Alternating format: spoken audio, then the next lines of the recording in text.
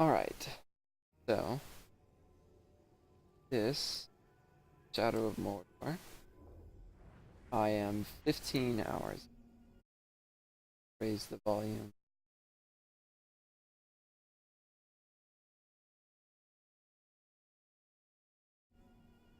This is Shadow of Mordor. I'm on the Nirn map, which is the least commonly shown map in all of the.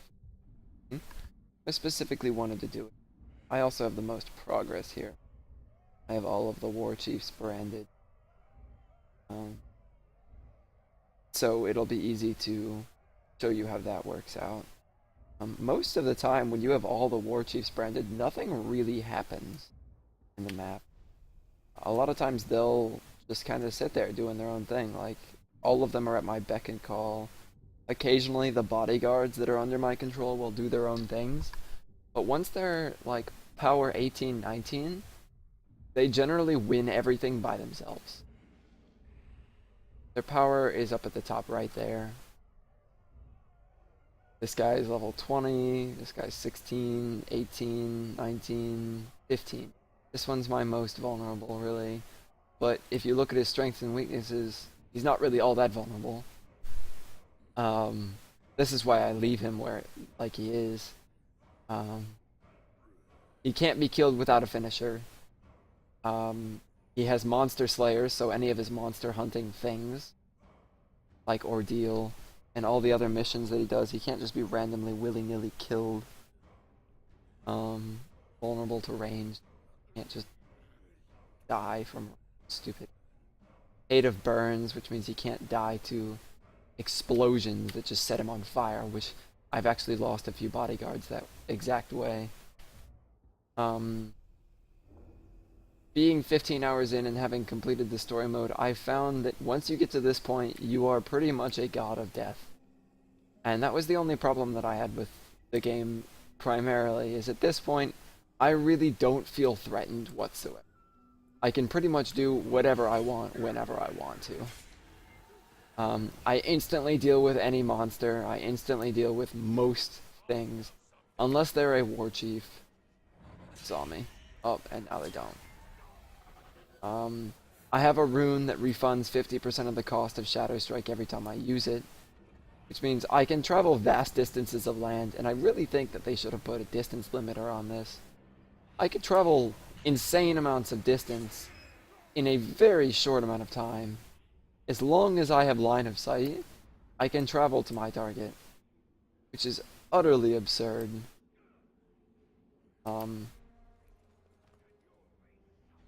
This map is very green and lush and gorgeous, but it also is very hilly and mountainy, which makes demonstrating what I was demonstrate very difficult. There is a fast travel system in the game. These forge towers are your fast travel, essentially. While there are a bunch of fast travel points, they're all distanced quite reasonably. Like, there's this whole chunk here. You have to travel from any of these towers to get here. So I like that there's still a decent amount of travel involved, even though there's fast travel. Most of the time you'll find that if you can find a Caragor, this guy, shout him out, please. There we go. Then you can pretty much go wherever you want, very easily. They're very fast. They climb pretty much everything. I mean, this shouldn't be able to be climbed, but dude's got ups. I found that travel generally is not a problem. You can run around and do whatever you want. The reason I personally enjoy this game over Assassin's Creed, and if you've played Assassin's Creed and you enjoy it, this is going to feel very familiar, and you're going to be able to play and pick it up very quickly. The additional Wraith powers are the only thing that are going to be extra that you're going to have to learn, and they're also I feel that the console port, as far as porting over the controls of this game, are much better here than they are in Assassin's Creed, though you still have the one button parkour system. It's annoying on a keyboard. Headshot. Guy. gonna start. There, the rest of the port is reasonably good. The combat works the same as Assassin's Creed, other than your additional buttons, but it doesn't have that. Each weapon has its own functions, and your own key to bring it out. Like left shift makes it so that I use my dagger for stealth things. So I didn't find that cycling between weapons was irritating. Whereas in Assassin's Creed, I found that if I wanted to switch between using swords, daggers, or swords and hidden blades and fists, it was pretty much not going to happen. The stealth brand did that defend. I didn't give me the... oh, I have to kill them all without being detected. Oh. Well. This then.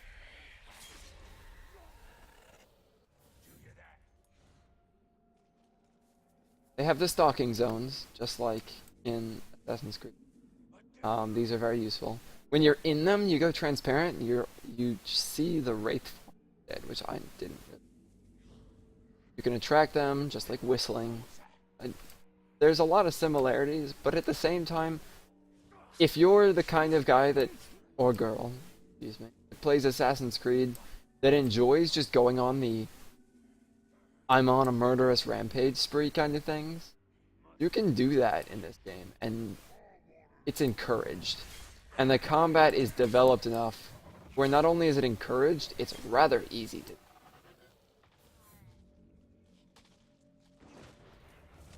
I'll show off the trees. Field tree. Such.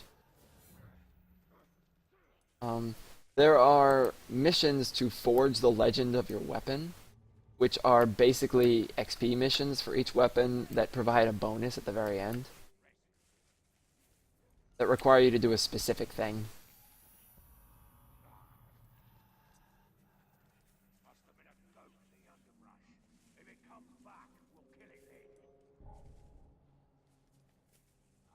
You attract by whispering into their mind, which is kind of weird, but...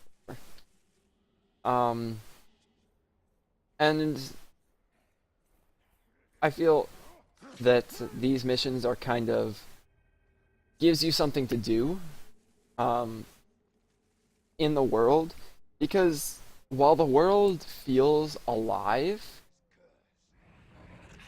a lot of the times the problem that I seem to be having is it feels empty. It feels alive and it has its own personality and everything, but it feels very empty. A lot of times there are very few orcs. Unless you visit a stronghold, there's like nothing going on in the world. There'll be a few dudes with slaves here and there, which are humans. And that's literally it. Oh, it's not gonna let... Oops.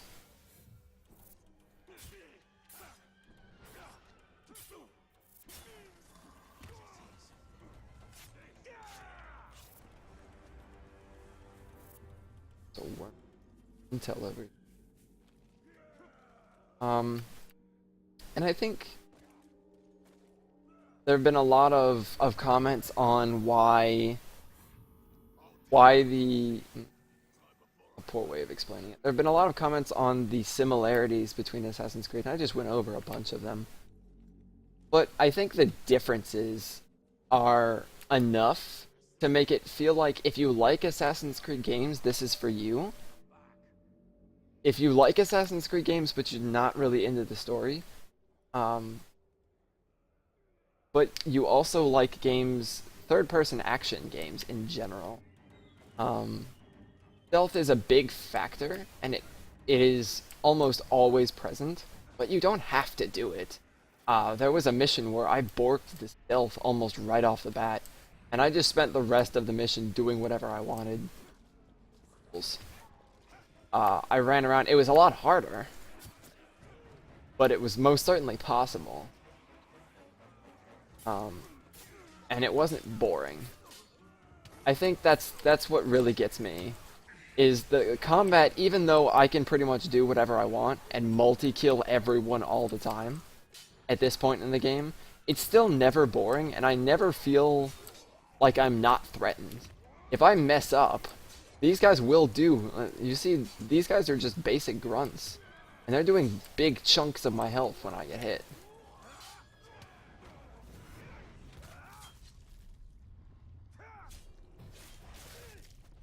So you still have to... you still have to actually try. And I think this is the stage of the game where, especially in Assassin's Creed, you really don't have to actually try. And you can't just one-shot everything either. I have to build up a combo in order to do my big AoE one-shot combo. Most enemies won't even die to that. Most of the stronger enemies will just be taken to half health. A lot of times enemies will be strong enough so where you have to use a finisher to actually kill them. You could stab them all you want, but they'll just get knocked down and get back up. And I think that is a big help in making the combat not boring and not easy. It's still fairly easy, at least to me, as someone who always played the mass slaughterer in Assassin's Creed. But at the same time, it's there. It's challenging. No. Is it challenging? No. Is it? I suppose it can be challenging if you bork the stealth up enough and you're not prepared to fight what comes at you. As you see, I'm running around in the world at the moment just to fill in space and show you kind of how the fighting goes and how it flows outside of a mission. But if I go into a stronghold like this, they will raise the alarm and I will just get swarmed, even to the point where me at this stage in the game can't fight all that. They will whittle you down by sheer numbers because they're endless. In a stronghold, they're endless. You can't stop the alarm once it's gone off. You can stop the alarm from going off, and that feeds into the stealth aspect. And if you're good enough in combat, you don't even have to really do stealth. You can just kill the dude that's going for the alarm. But there's no sabotage the alarm.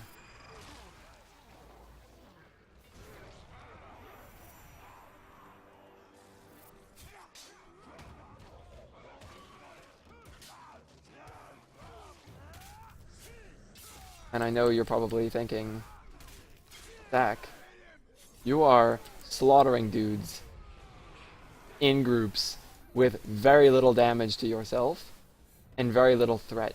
It's not that it's very little threat, it's that these guys have no special bonuses that make them difficult. Most of your game is going to be spent fighting these guys in groups between 3 and 30. If you decide to forgo stealth. Most of your game is going to be involved fighting those. The rest of your game will be fighting these guys. And let me see if I can find... I can't. And I'll showcase that in a separate video. Because I think it's fairly important to note how the open world system is. Because from my experience when I looked up to try and get some information on the game, what was shown off most is what happens in missions.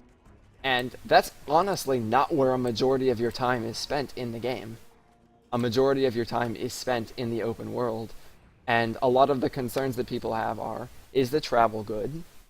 Yes, the travel is easy, especially once you get Shadow Strike, which is a decent way into the game, I'll be honest. But getting a Caragor, you get that being able to mount a Caragor, if you skill it up, you can get that within the first hour. And then travel from there is really easy. Really simple, not tedious. And even if it was a pain in the butt to travel everywhere, you don't have that many locations where you have to travel very far. There's still a fair amount of it, but it's not just a run along this road. If you get spotted, you'll get run down, enemies will start attacking you. There is no, unlike in Assassin's Creed where you can just kind of dodge line of sight, they see you, they'll attack you. There's no hiding in groups. Humans in general are hunted down. For those who are more into the lore there is a bunch of lore stuff here that I think I will cover, quote unquote lore. I am not really big in Lord of the Rings lore, so I don't know how much of this is accurate or even canon friendly, but I'll go over the upgrade system as well as the Nemesis system video. None of this, none of the lore related things are mandatory. They are all collectibles. So if you don't want your canon brain to be assaulted, you can just ignore them. And just because I can, I think I'm gonna kill these guys. And I think, honestly, the words that I just uttered, just because I can, I think I'm going to kill these guys, is probably what's going to happen most of the time. And it's fun, to me. It's fun. I enjoy running around, doing whatever I want.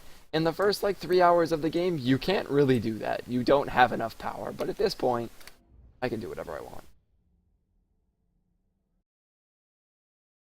And thank you for watching, and I hope I can provide enough information to help you decide whether or not you should purchase Shadow of Mordor.